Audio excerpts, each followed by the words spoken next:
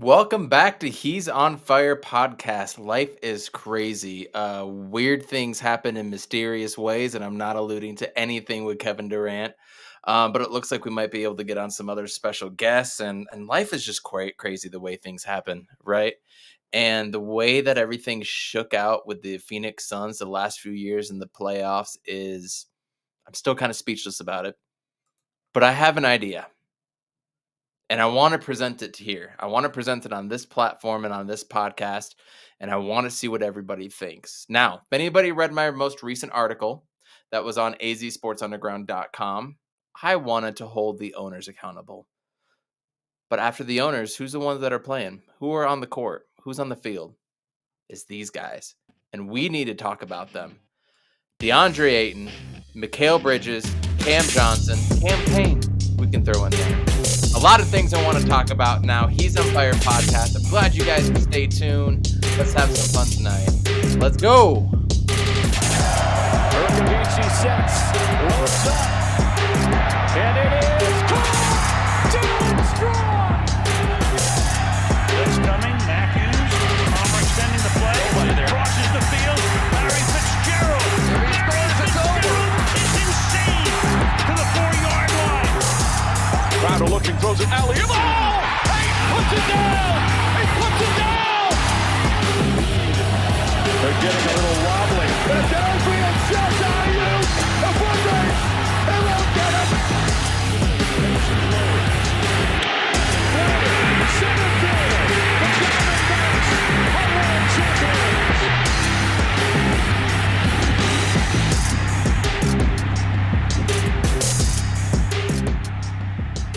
Still getting a little more pumped up every time I hear that intro again. It's starting to get me ready for Cardinal football, for Suns basketball, and all the good things that come with fall.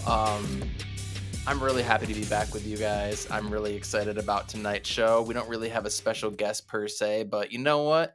You know who is special? The one, the only, Jay Joyce. What's going on, homie? I'm doing all right. Like you said, life is good. I'm staying busy and stuff. I'm going to have a pretty busy couple months going forward, traveling around and seeing some stuff. So I'm really looking forward to that. Evan, I read your article. It was brilliant. I loved reading through it. I didn't get to tell you before we started the show, but Thank you. it was a great article, and it's something that needed to be said, and it's stuff we've been saying for the past 20 years. Once it comes to these franchises and stuff, and luckily we're at a time where the Cardinals are looking a little bit better, and the Phoenix Suns are the Phoenix Suns right now, and we just have some things to fix up so we can finally hit that Larry O'Brien. But when it comes to talking about the Coyotes and the Diamondbacks, I mean, is there really a conversation there? And Bro. you highlighted those things in the article, which was a very amazing read, and I'm not much of a reader, but it was really well done. So shout out to you. I appreciate that, man. I'm tired of our sports teams just dicking around like it doesn't matter.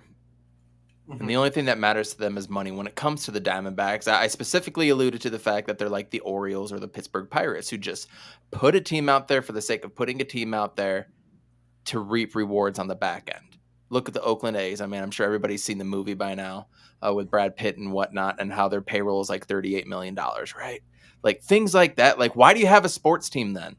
Right. Why? If you like what Brad Pitt says in the movie, if you're not in it to win it, what the hell are you doing? You're just treating it like a business. Mm-hmm. I get it from a business standpoint. I understand that the revenue is big, yada, yada. But if you're not in it to win it, you should not be in sports, fucking period. And our ownership group right now with the Diamondbacks is god awful. Thank God they didn't go out and ship out David Peralta, man. Like if they would have shipped out David Peralta and all these other guys, and it was only him, thank God, I would have been furious because like we have some prospects. Merrill Kelly and Zach Gallen are looking legit. I just put a damn team out there, pay the money that's not on a 35-plus-year-old pitcher ace, and be a damn competitive team. Go out there and try to win. I understand you can't be the Dodgers. I understand you can't be the Padres and put up all this money.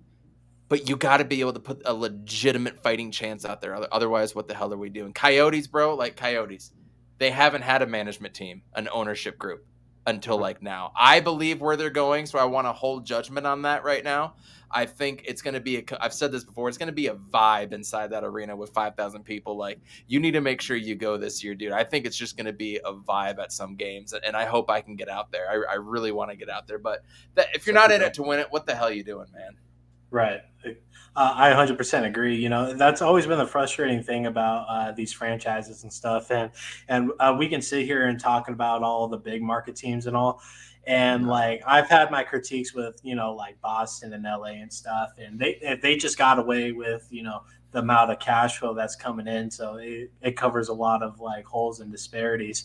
And when you're talking about like the little brothers, like us and like Seattle at one point when the Sonics were here. We still managed to have little glimpses of really nice teams and opportunities and stuff, but like when it comes to big market teams, just cap space isn't a real thing for them, and you know it sucks. Doesn't mean a damn thing. It doesn't mean a damn thing. And you look at the Dodgers right now, and they're absolutely incredible, and it's constant funding, and the ownerships give a shit to a certain extent.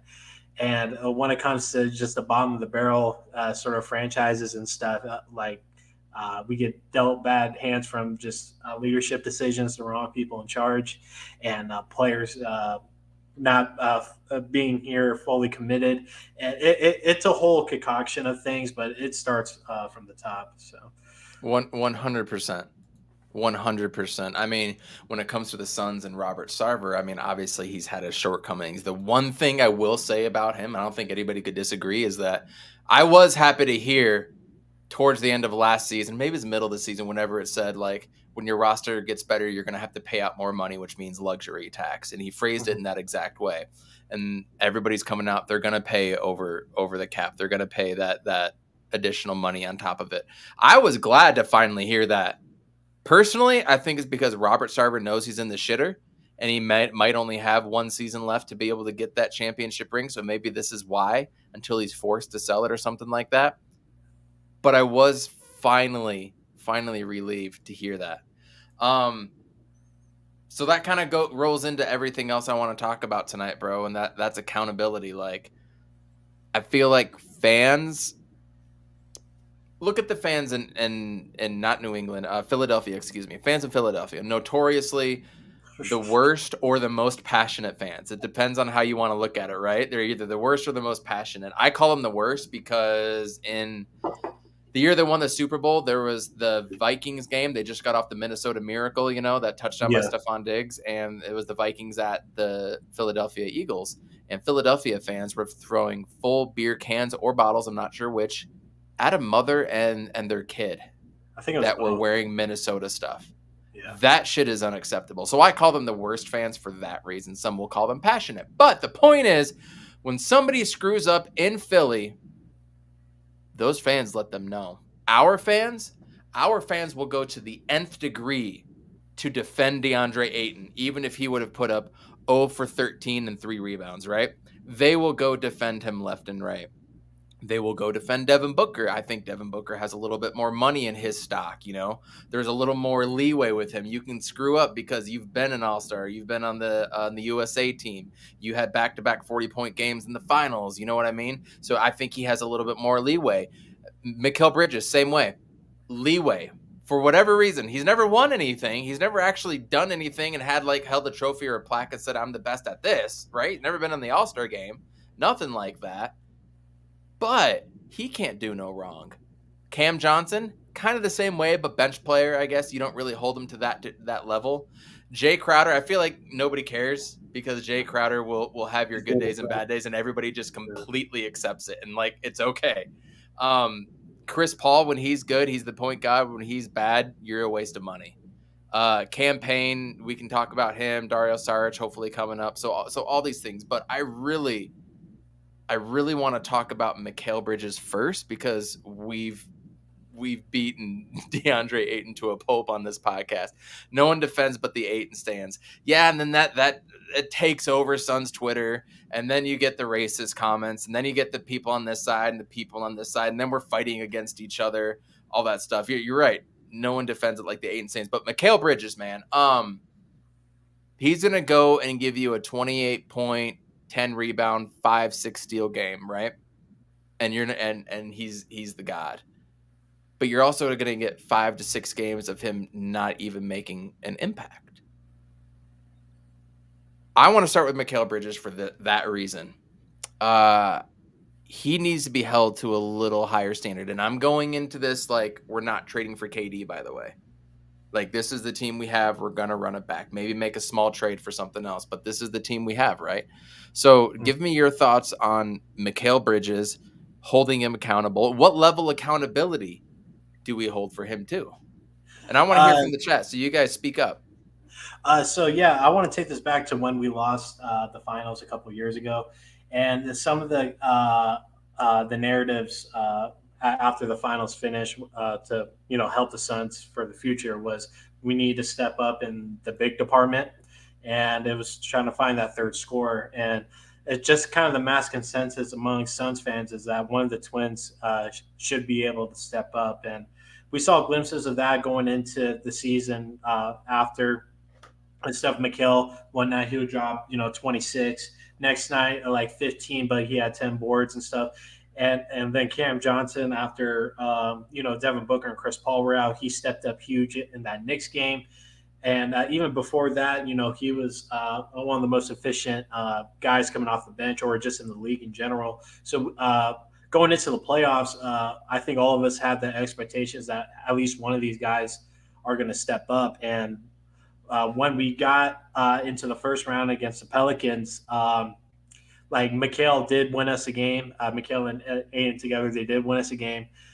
But like Mikal, he just wasn't there offensively. And I love Mikal's bag. I love what he's able to do. His cuts, his 3-and-D. He's pretty efficient from the corner and stuff.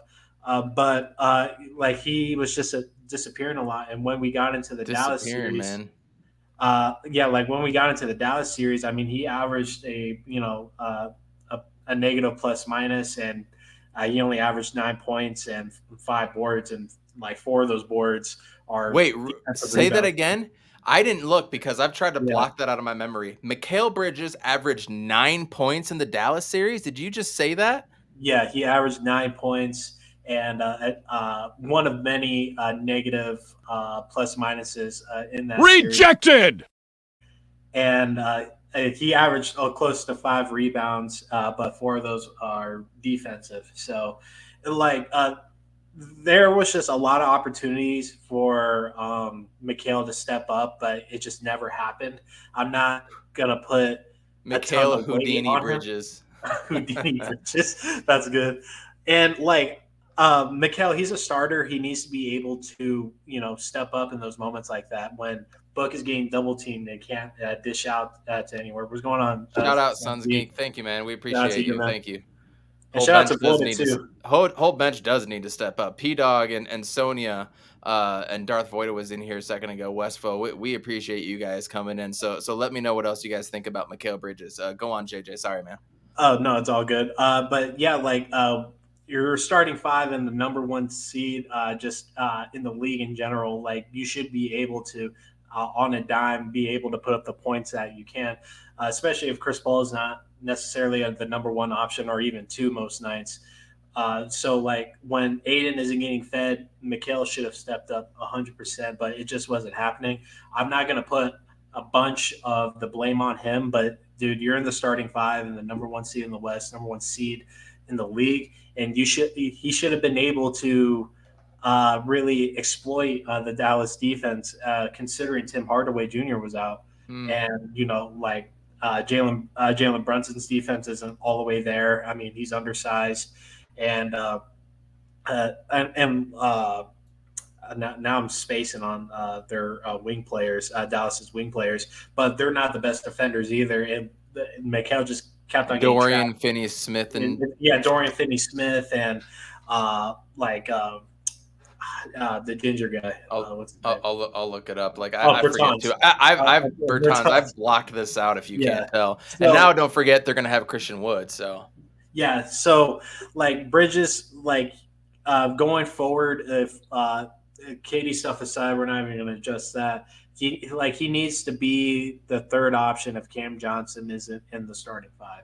Like I don't know what Jay's future is with the team. He might get traded. Reggie Bullock and Maxi Kleber. By the way, they signed Brandon Bullock. Knight, so they now have two former Phoenix Suns and Brandon Knight and JaVale McGee on that team.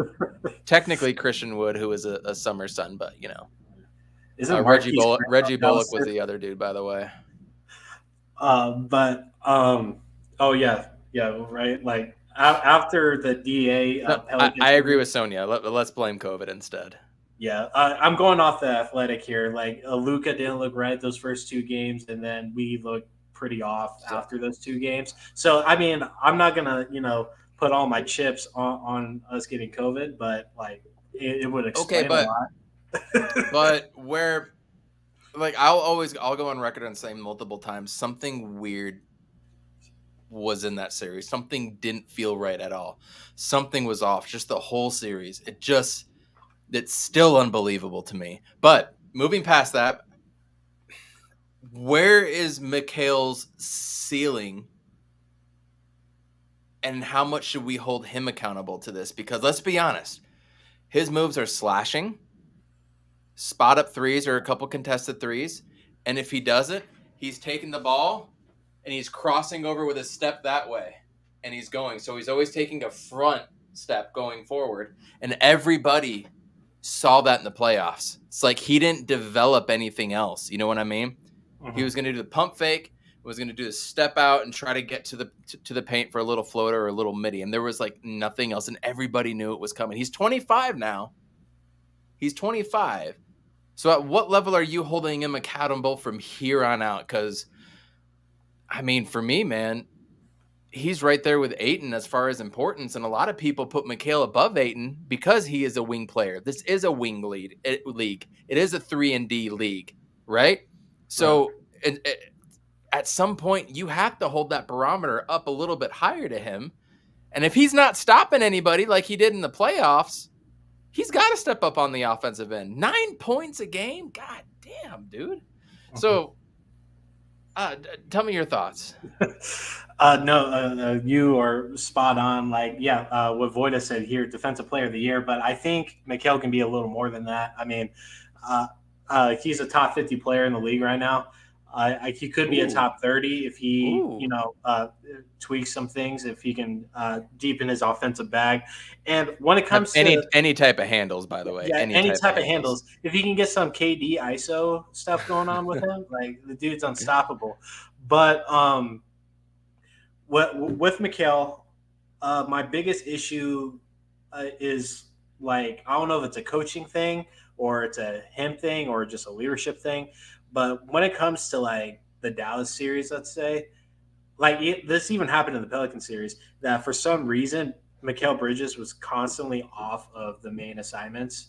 Like there was little to no time where Mikal was on Brandon Ingram or even CJ McCollum, and that was driving me up a wall in that series. And then in the Dallas series, Luka was just backing down Chris Paul at just about every play. And when it comes to just the main offensive assignments, Mikal needs to be on them. And it's just that superstar mentality in a sense. Like I know Mikal just does what he's told, but he's by far the best defender on this team and finished top 2 in the league in defensive rating and then in defensive player of the year votes. Like he needs to step up on those guys regardless of what Monty's saying. I don't give a shit. Like if Luka is bringing up the ball and he's clearing out and he wants to get something facilitating, Mikal needs to be on his jockstrap, dude. Like I agree. Yeah, so if we're talking about defensive player of the year, that's what Marcus Smart does, regardless of the assignment. Who's ever cooking that game, he stepped up. So, And Mikal, like, I just didn't see a lot. I need thank you, Darth. We love you and appreciate you, man. I believe Mikhail needs to be more like Sean Marion. And exactly what Voida said. He needs to be more like Pippen as well, too. Yeah. He should be averaging 17 to 18 points. I was going to say that exact number. He should be averaging that. I want to see him rebound more. He averages, I just had it up. He averages 4.2 rebounds last year, 4.3 the year before. Now, I get he's guarding people on the wing mostly, but I want to see that number skyrocket to 8. I don't think that's out of the question either, especially with the rebounding issues we've kind of had where it's Ayton and everybody else watches. Mm-hmm. With his reach and his ability to tip and deflect balls and do all that all the time, he needs to be up there at the 8. There's no reason he can't do that either. There's no reason he can't, especially if he is guarding people one-on-one, right? And they're trying to go in on him. He should be getting some of those easy rebounds. 18 points, 8 rebounds, but I want to see tenacity. Can we hold him to that level? Like Sonia said it a little more, a little less dancing around, a little less screwing around and smiling. Like, I don't have a problem with that. Like, if I was in my 20s making that money, I'd be doing dumb stuff too. But I want to see more of a tenacity out of him because when he started talking back, that's when he was playing better. Oh, yeah. And that's what I want to see. I want to see more fierceness out of him. Like Marcus Smart plays balls to the wall, right? Would you agree? Oh, yeah. Yeah. I'm not saying he needs to do that because he's like the one Phoenix Sun that's, forget the stat, he has like the most miles traveled like in all of the NBA like the last 2 seasons. So he's doing a lot already. He's chasing a lot of players. But I want to see that tenacity. Like, and I think it's vital that he becomes that Pippen, right? Mm-hmm. And he can become that dude. It's just, man, if he could get 10 to 15 more pounds, 10 to 15 more, I think that would help him. So what do you think on that with Mikal Bridges? Should he be held to that level? Yeah. I mean, like when Mikal is chirping and he's talking shit, he plays some of his best basketball. And I know it takes a lot to like round up somebody like that because Mikal, he's just a cheerful guy and he's just having fun out there. But no, like that level you're describing is 100. Like we've seen him at that level. And I think we can see that consistently against some of the better teams in the league, at least. He doesn't need to turn it on every night. I mean, I'm not saying that. But when it comes to going against like the Bucks or Philly or even the Lakers, even if their roster isn't complete, I mean, these are the teams where you step up in that department. You let them know, like, what's up. Like Marcus Smart, yeah, like you said, he plays balls to the wall. And his mileage is crazy and his effort is always there. And even when he doesn't have the shot, he takes it, and no one gives him shit about it.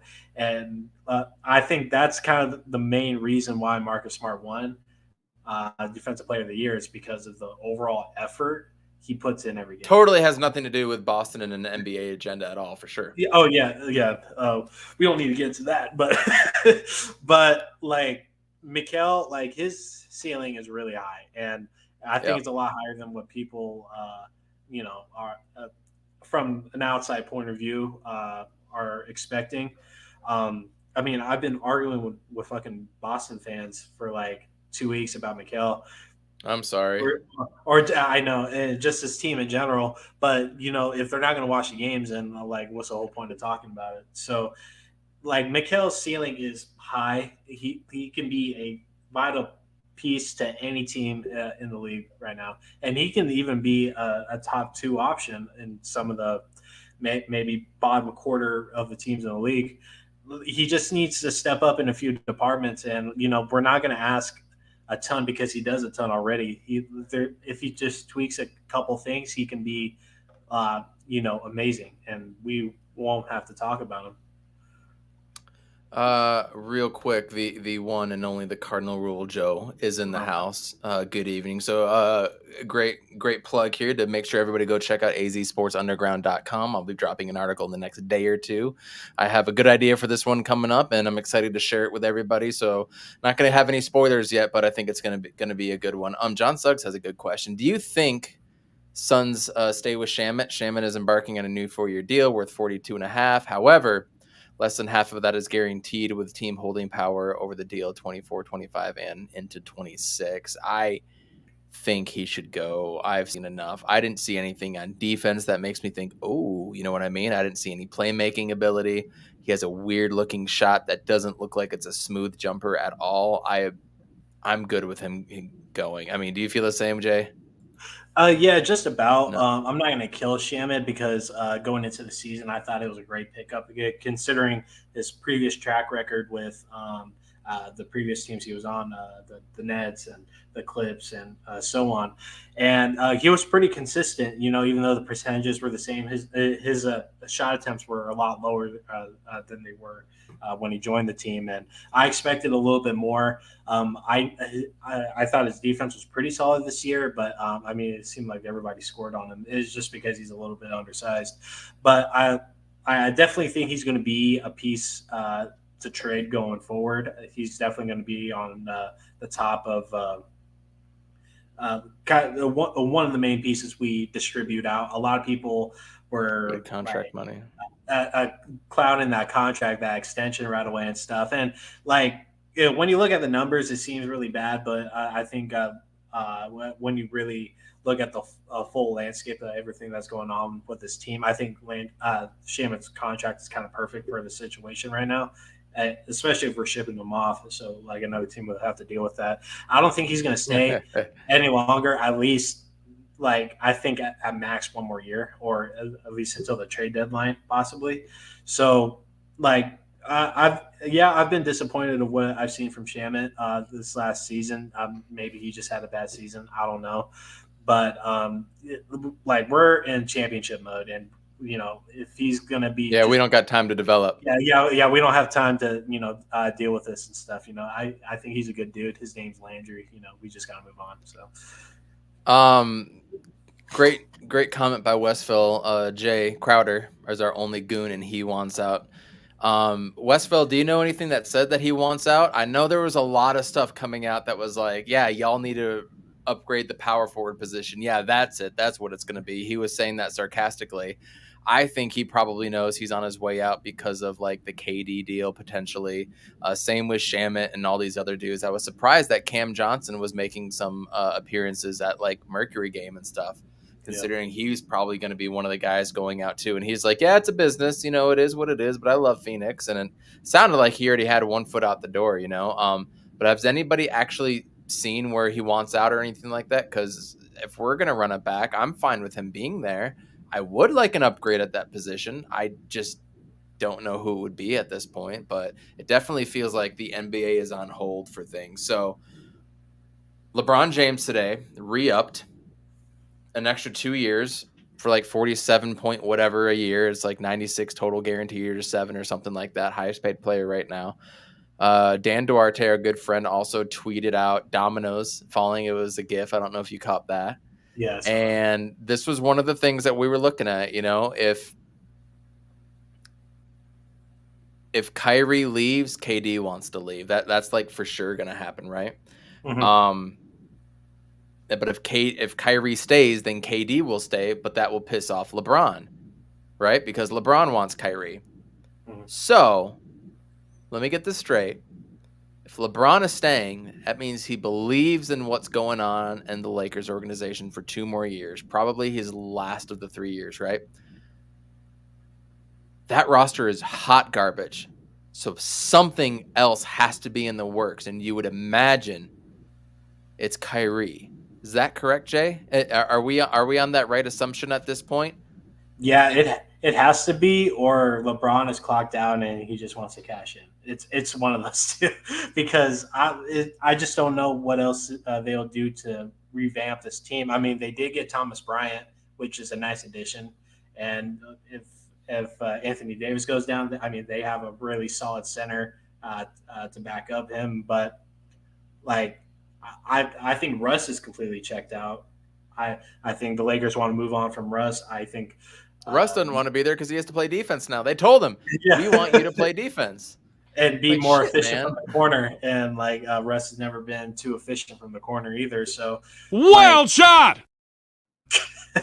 I think everybody is in agreement that that Russ is probably going to be going somewhere. I mean, there hasn't been a lot of talks like that on sports media shows and stuff, but like Russ wants gone. He fired his longtime agent because of difference in opinion, and like he wants to go. And with Kyrie, the only team that's been interested is the Lakers.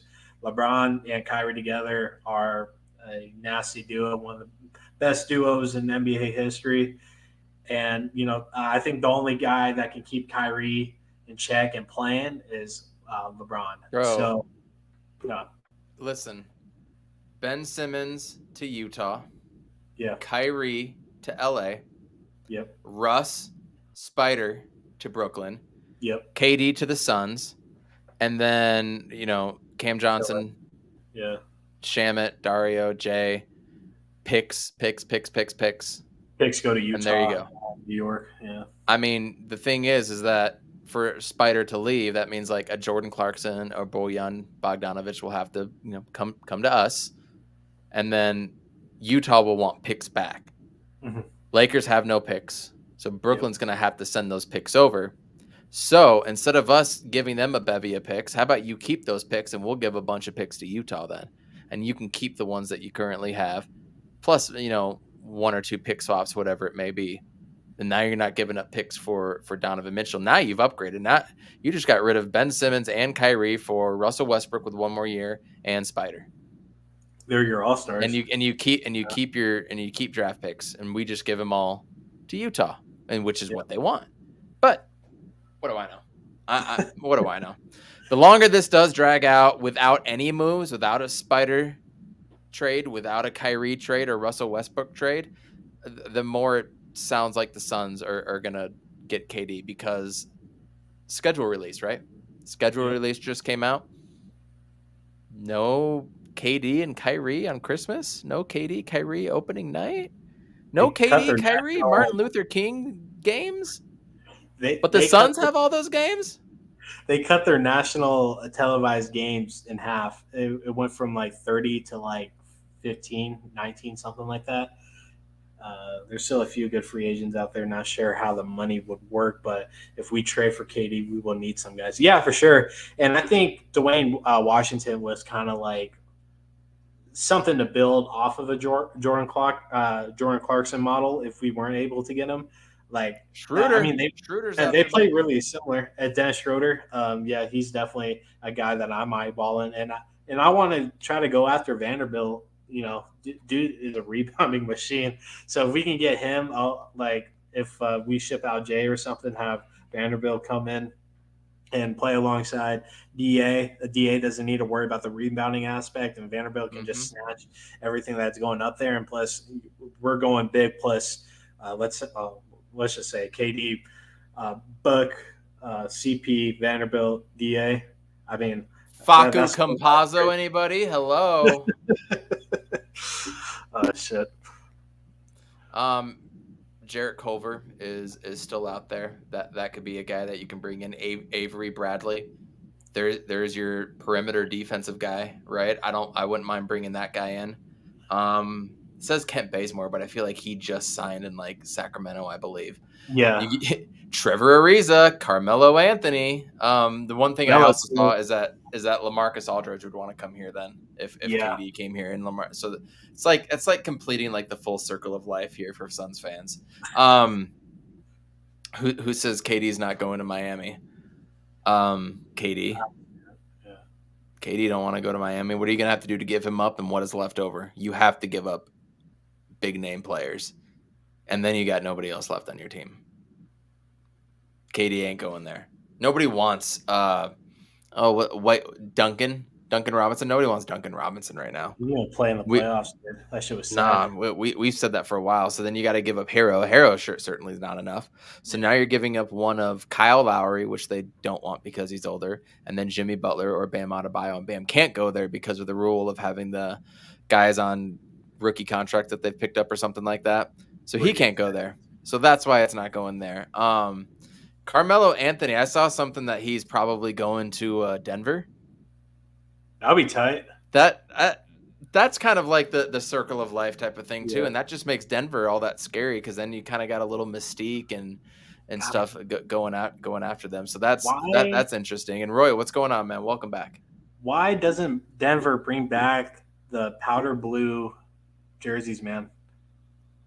Like as a I throwback. like what they got going on, actually. Like, I feel like those jerseys can't miss. I feel like every one that they put out there is pretty dope, and every new one that The they have Nuggets is ones pretty dope. have always been clean. I've never hated a Nuggets. Except for like the dark blue and gold and like dark red or whatever that they had like back in the Yeah. mid 90s. That was trash. That's when like It's George McLeod, Dikembe Mutombo and company was over there. But yeah. Anyways, so Mikal Bridges, we have to hold him accountable as that third star.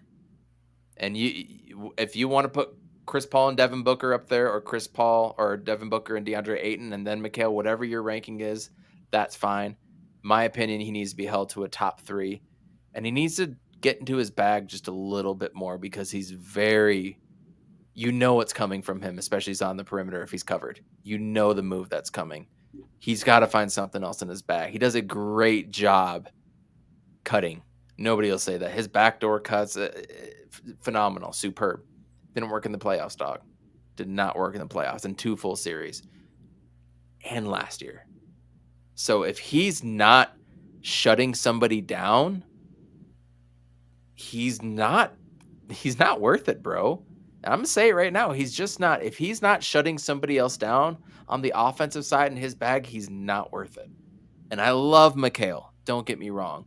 That's just where I stand on it. You guys can have your own opinions, and I love it, and I welcome it. So please share them in the chat, all that stuff. And make sure you like the stream, share it out, ring the bell so you know that when we're going live. We try to go on every Sundays and Wednesdays, but, life happens, and you can't always do all that. So hopefully we'll be going on after Suns Jam from here on out. That's kind of the plan on my end, because I don't want to take you guys away from great content on their channel, and hopefully vice versa.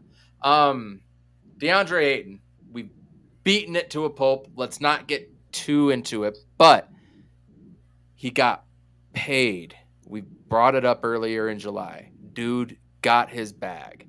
So all of his bitching and moaning, I'm not getting money, this or that, all of the DeAndre Ayton stands, well, he's not getting paid, so why should he care? All that trash. You know what? He's here for 4 or 5 years. He got his bag. You need to be that top 3 center. Notice how I said top 3, because he's not going to be a Jokic or Embiid. He's got to be that number 3 center, like, period. Defensively, great. Offensively, took steps forward. This year, this is where I'm setting him. He's a number 1 pick. He needs to demand that damn ball. He needs to demand it this year. And then he has to make things happen. That's what I think should happen with him. If he is not averaging 22 and 12, something went severely wrong. That's hoping he gets at least 2 to 3 more shots a game.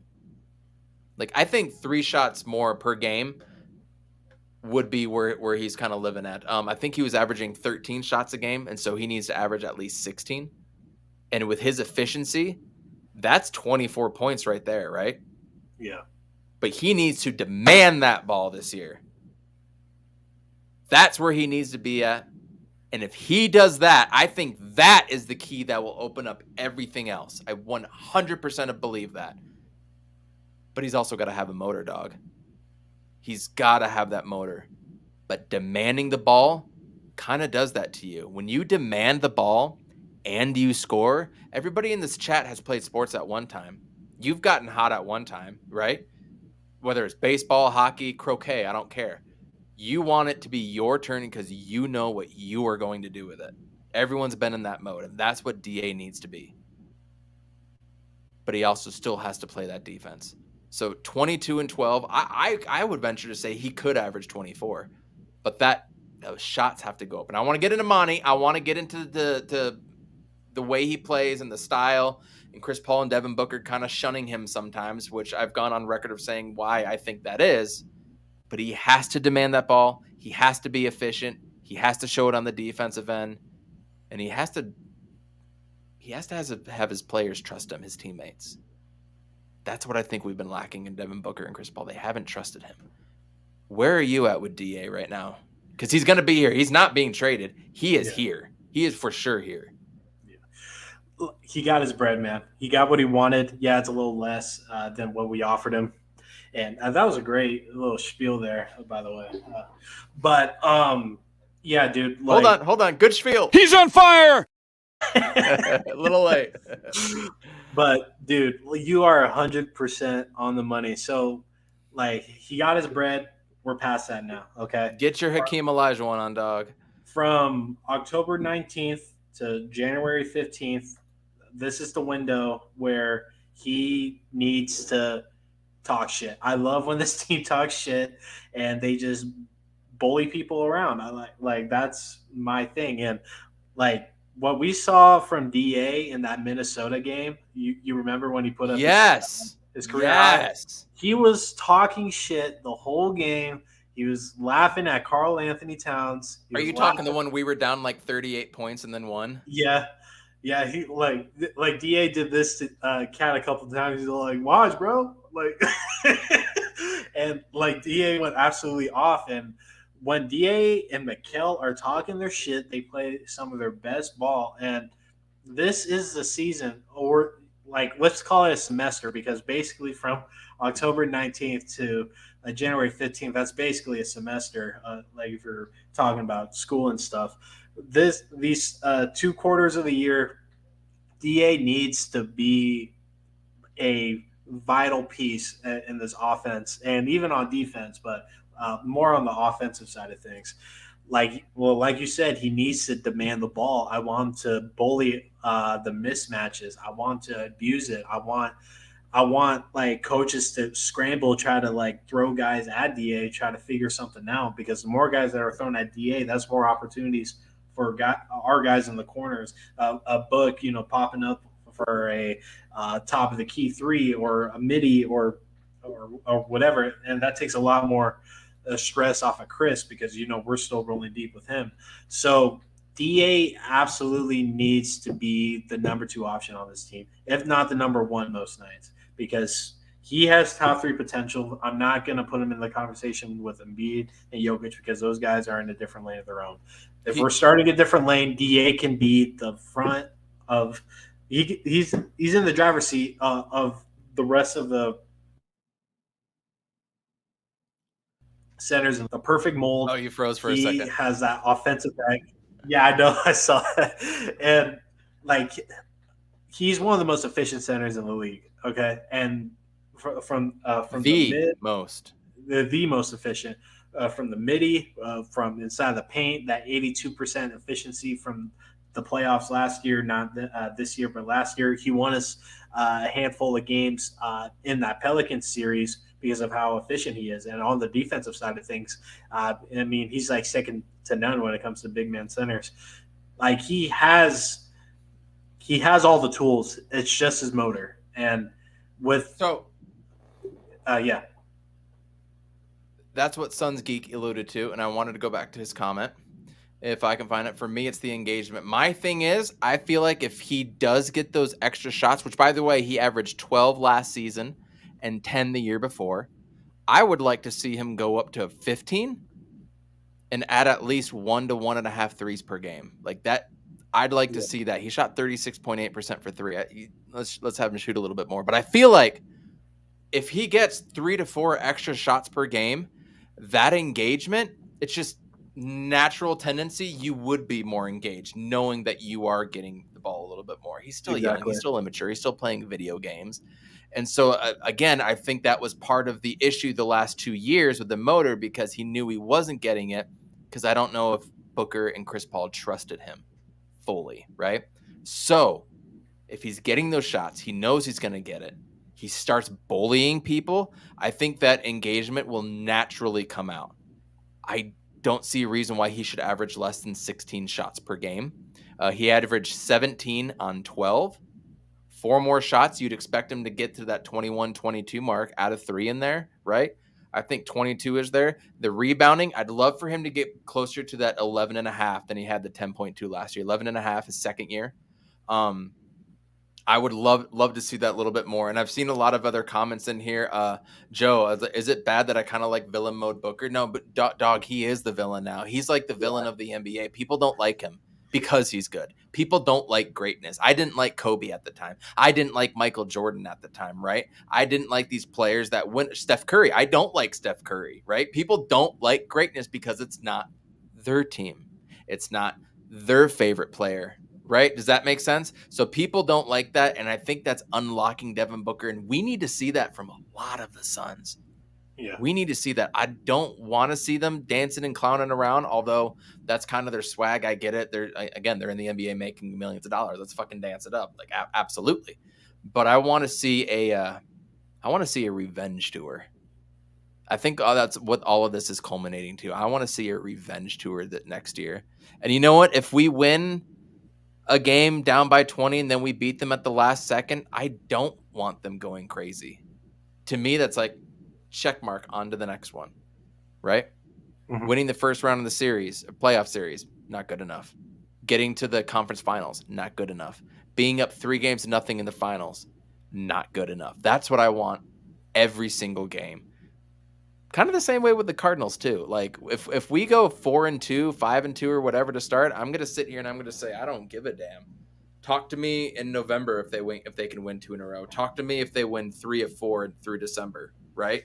That's when it's going to matter. But all these dudes, they all need to step up, and they all need that dog mentality because we got clowned last year. We did. Anything else you want to share on DeAndre Ayton? I cut you off because I wanted to talk about the natural engagement and progression, please. No. Yeah, just to cap off on the DA stuff. Like he 100%. Like if KD doesn't join the team or whatever, DA needs to be the top 2 option, and the offense needs to go through Booker and DA every night. I'm not gonna rely on Chris Paul the same way that I have the last 2 seasons. We're just not at that point anymore.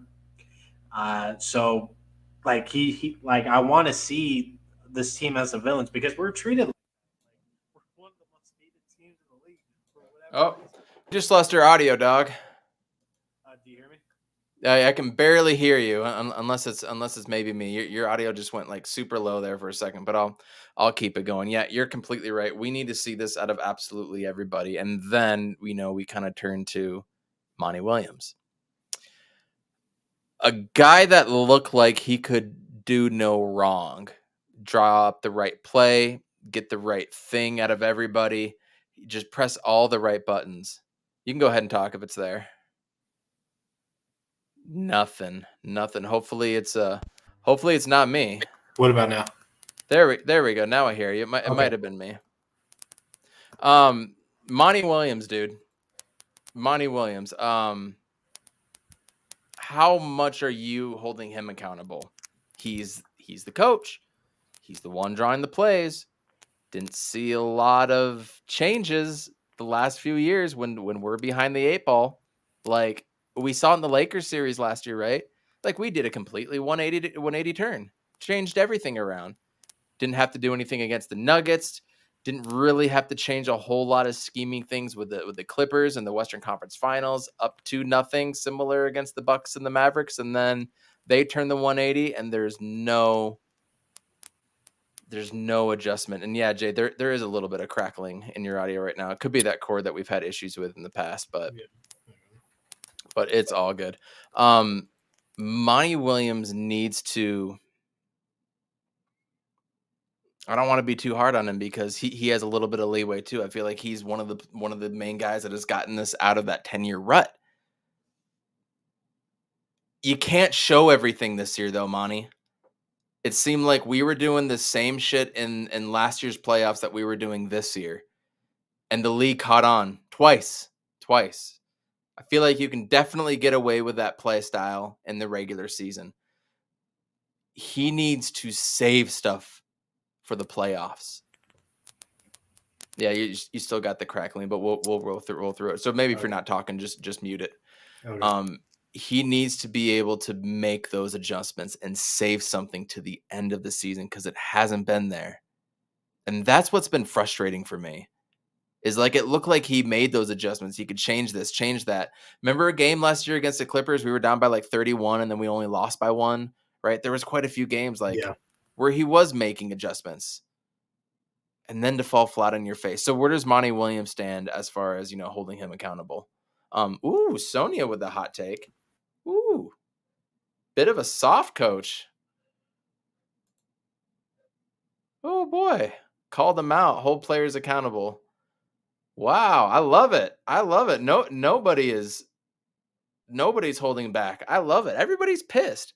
From the collection that I've got on the right, we've been dead on with everything. They want to see this. So this is the level that we should lay it out. So Jay, talk to me about Monty Williams and what you think of him.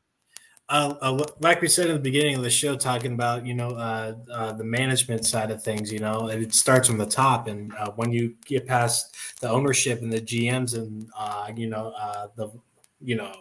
all of that, you get down to the head coach, and it starts there, ground level.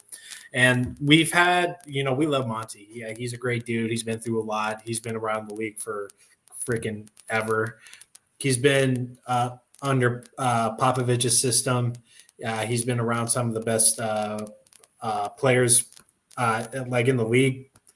And he absolutely needs to start making in-game adjustments and needs to start calling challenges. Add a girl. The challenges, the in-game adjustments, because that killed us in the finals. That killed us in the Dallas series. And he continuously keeps on getting out coached, even though we have the best coach, 2 year in a row coach of the year, winner. And he's too soft. He plays safe. He goes by the book, and that's what I love about him. But at the same time, I hate it too, because there's a lot of games, there's a lot of missed opportunities that happen because of his negligence sometimes, and his stubbornness, and his favoritism towards certain players. And book aside, and read that comment. Exactly. And Roy says and picks players that make no sense, like he didn't give minutes to Ish when he was playing better with Craig, or better yet, Frank Kaminsky in the finals, dude. Like, everyone's like, oh, we don't have any centers. I'm like, we have one right down the bench, and he can size up Bobby Portis. He can step up on Bobby Portis. He can at least slow down Brooke Lopez and stuff. I mean, this is the stuff, that drove us crazy when we talked about running big lineups. Like we were preaching in the Pelican series, and it just wasn't happening. And then we came on this podcast after game 4, and we're like, dude, run big, because they're not running big. And what do you know? Like, the next game they had Biyombo and Aiden, or JaVale and Biyombo out, and they were really solid minutes and put us up by 10, 12 points. And they just gave us that push. It's, like, sometimes you got to listen to the fans. You don't always know everything, but Monty gets paid to make these adjustments. And I think a lot of our mishaps have been at the forefront of Monty's decision-making. So it's 100% starting with him. So from the point of that I'm seeing with everybody, for me personally, I want him, because regardless of substitution, officiating, all that stuff, we were still right there, and he didn't make any changes when we needed to. I'm talking about in-game adjustments, new types of plays, like all that stuff, right? For me, that's like the number one thing. Save something for the playoffs. Save a new offense, a new something, so that we can come out and kill it. For me, that's number one. I like what Roy says as a number 2 thing for me, when it comes to the lineups. I kind of had forgotten about that. Like, you're playing Torrey Craig, who is a negative 76. Meanwhile, Ish Wainwright has played 2 minutes and he has 9 points and 3 rebounds. Like, what are we doing here? Why are you still playing campaign? Why are you still putting in these guys, right? So that would be number 2. And then what Suns Geek said, you know what? Quit playing nice guy with these referees and let them have it. Get tossed out of some games, even if it's booked just to send a point on a Tuesday night in Detroit in January. Send a message to some of these referees. I think those are all great points. I do trust in Monty, but that's coming to a close pretty quickly, to be honest. I still want him here for the next 5 to 6 years. I think this just shows our passion. It shows how much we want a trophy. And if we get a trophy, I think I'm just going to quit podcasting because my life is like completely fulfilled at that point. Like, what else do I need? And that shows the passion that we have. I love everybody what they're pointing out in the comments. This is 100% accurate. With all due respect, sometimes I forgot Torrey Craig was even on the team, not the court. The team. I do think he's going to have a bounce back year next year. So I want to come up to my last point, and we'll get you guys out of here. The bubble happened in 2020. Had the big 4-month-long break, go into the bubble, and there was like 8 weeks, 6 weeks until the season started again, right? So no real off season. Start the season in like December or late December or something like that, and we roll all the way through and we play through July, and then we started in October, right? So we've had all of these short, condensed, weird seasons for it's impacted 3 seasons so far. What is an actual off season, an actual workout program, actual off season conditioning, a full timetable? What will that do for the natural growth of our young players? For Mikhail, I'll put campaign in there. For DeAndre Ayton, Cam Johnson. Personally, I think this is really, really going to help this year more than any other year. We should see more of a jump this year than we've seen for the natural progression. And everybody has thrown that out for the past 2 seasons. Well, I think the natural progression of Mikal Bridges should be ABC. It's like, well, he's probably tired as shit because he's ran the most in the NBA. They have 8 weeks to get ready. What do you really expect them to do? I didn't expect much of a jump, and there was minimal improvement. But I think this year, in this offseason, we should really see a jump for Mikal, Cam, and DeAndre Ayton. Does anybody else agree with that as far as an actual real offseason? What do you think, Jay? Do you think there's something to that?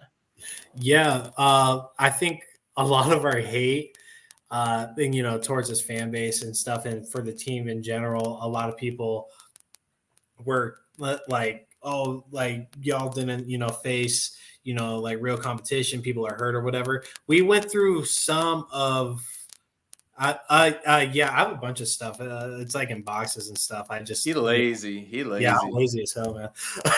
But like we've played practically 3 seasons in a year and a half, and we've come off of 2 of the shortest off seasons ever in NBA history. And I mean, like, no one is bitching about the Bucks and like how they, lost in the second round. I mean, yeah, Chris Middleton went down, but where's the Giannis hate? Oh, because Giannis is the most beloved guy in the league. I mean, where's our, sort of excuse? No, you're not seeing that. So no one likes this. So like we can give all the excuses as we want and stuff, even if we don't make that big splash in this off season or at the trade deadline. This team is still a 55 win team or even more, and like the expectations are high because we were just in the finals 2 seasons ago, and we should have at least had a chip by now. But things happen, and if it's meant to be, it's meant to be. I'm not going to hold my breath, but I'm going to be as passionate as I can, and and be here every Sunday, Wednesday, or whatever other day we decide to do a pod and talk about what this team needs to do to improve and get us over the hump, because we've been trying to go over this hump for literally a lifetime. And what's that Greek mythology thing? That guy's punishment was to push a boulder like over a mountain continuously. Mm-hmm. That's, if you can sum up the Suns franchise, it's really that you get to the peak right there, then Jordan hits a shot, then Paxton, Kobe, whoever, Kobe, or Kobe will freaking airball it, and then Ron Artest will randomly be there. Ugh. Don't start with me. Arizona sports in a nutshell, but this is by far one of the best teams I've seen in my lifetime, and I want to see it come to full fruition, and that being Larry O'Brien at the end of the time. Yeah, there you go. Man, what's up, Joe? Dude, quick. But like this team has so much potential. They're still one of the best teams in the league. I don't care that Jamal Murray's coming back. I don't care a double-legged injury, Kawhi Leonard's coming back. I mean, we can talk about these big names as much as we want, but when it comes to You don't care about Rudy Gobert in Minnesota? Oh no, absolutely not. We're still one of the best teams in the league. I mean, I can really care less about what Golden State's doing. They're all like they're going to be there, and there's a few humps and things that we need to fix up with this team. And even if we don't make the KD splash, like we still need to put in the work, dude. And we've had a full offseason finally in like 3 seasons, so. Like it's time to buckle up, and do what we can. So. But put on your big boy pants. And the one person that shouldn't talk to the refs anymore is Devin Booker, because he doesn't get any calls. Like he just stop. I mean, he gets text anyway. fight the fans, man. You can talk to the fans all you want like that, because that's funny. But damn, stop talking to the refs. It ain't doing us any good. That's my problem. When it's not helping us, just stop. So I appreciate the good karma that Monty's trying to make, but he's the one that kind of needs to be a dick now, because boy, we weren't getting any calls. I'm more optimistic now. We've actually officially have talked about more of Game 7 in this podcast than we have since it happened. I'm getting more and more optimistic about the Cardinals moving forward, especially next year and beyond. Like once Tom Brady hangs it up, which he inevitably will. You've got Matt Stafford that could hang it up soon. And, Aaron Donald, you're already having retirement reports with Sean McVay. So, the NFC is just going to be wide open for the taking, the absolute taking for the next 5 to 7 years, potentially. I'm really excited about the Cardinals. I'm coming around on college football. I have a really good show planned, a Sun Devil podcast, a roundtable discussion about all things college football and Sun Devils. I'm going to ask the tough questions too. I'm going to go in on leadership there, because that's been an absolute mess and an embarrassment. Then the Suns. Suns have a road ahead of them each year too, dude. Each year they have a road ahead of them. It's going to be tougher each and every year. So getting a guy like KD would make it a little bit easier, obviously. But those are the things I wanted to talk about today. Where are we at holding these guys accountable? What is good enough? What is all-star level? What's unacceptable? I think we talked about it with everything with Mikal Bridges, DeAndre Ayton, Cam Johnson, even to a point, even though he's a bench player. I think that one game against New York really showed him what he could be. And I expect that obviously if injuries happen, we could have a different discussion. But I'm feeling better about this, even if we stood pat. But obviously the NBA is at a standstill, and we all can speculate as to why. And that's why no additions have come. That's why nothing new has happened. So I'm looking forward to it. Next week, Sunday, like 5 days from now. Cardinals game is at 6:00 my time, 5 your time. And we get to hop on here right afterwards and do a little Sunday night football preseason podcast edition. That's going to be fun. But you know what else that we're going to do on Sunday night? We are going to give our official game-by-game record prediction for the Arizona Cardinals. This should be a good hour and a half podcast minimum. Going to go game by game, full projections. It's going to be a lot of fun on Sunday. We'll talk about what happened on the preseason game and everything coming out. And I just get the feeling, bro, that we're going to get some NBA news soon. Like something is coming in the pipeline. Like that happened with LeBron, so he knows something's up. Like something's going to happen soon. Something is around the corner. These teams have their schedule in front of them. Training camp is less than 2 months away. I think it's like 6 weeks away or 5 weeks away. Like these teams can't go into training camp with Spider on the team after all that speculation. He don't want to be there. He's going to be gone. You got to get rid of him, right? Nobody wants Russ on the Lakers.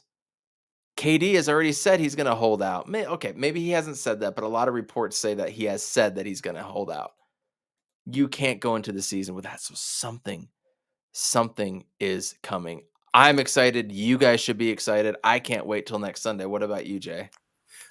Dude, I am stoked for the future to come, especially with the Suns, and I'm really excited to see, the Cardinals and stuff. And with this KD thing, his tweet kind of cleared up a lot of things in my mind, at least, with him saying, like, if you're not hearing from me, it's like bullshit.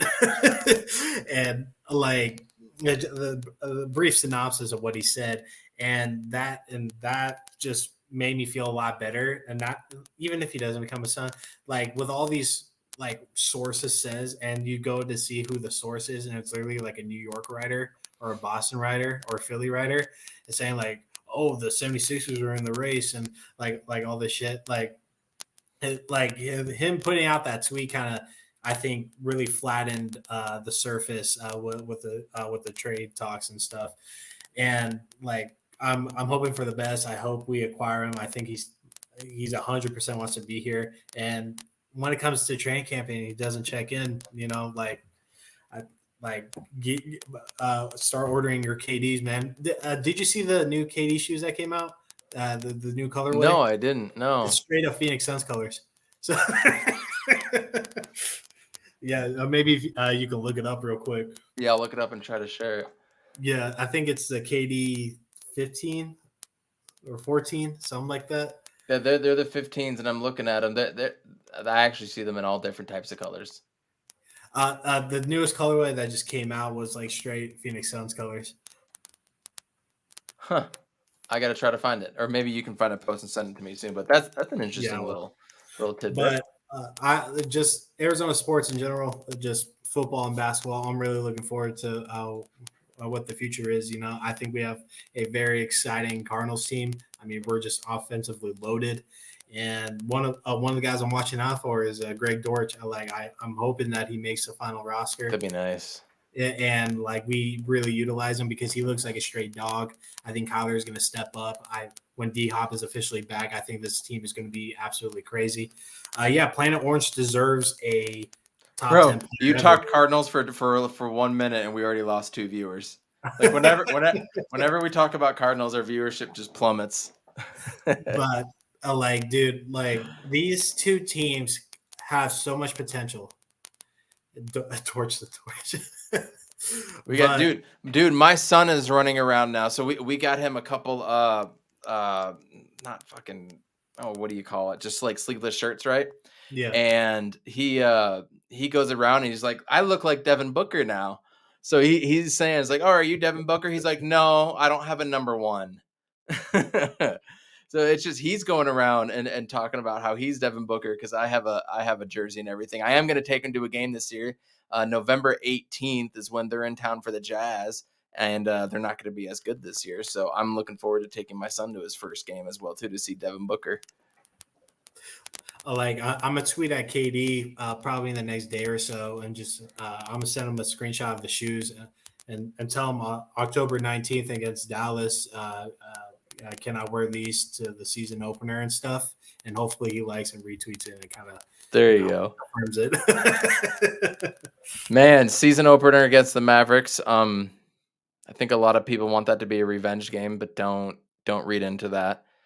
Remember, we got hammered by Denver at the beginning of last season, and within the first 24 games, we had an 18-game win streak. So don't take the season opener too seriously. I know everyone's going to freak out because it's the Mavs and they want to kick their ass, but even if we win, don't take it too seriously. We all know that Luka usually has bad turnouts at the beginning of seasons too. It doesn't mean anything. It's another check in the book, check box, whatever you want to call it. That's all it is.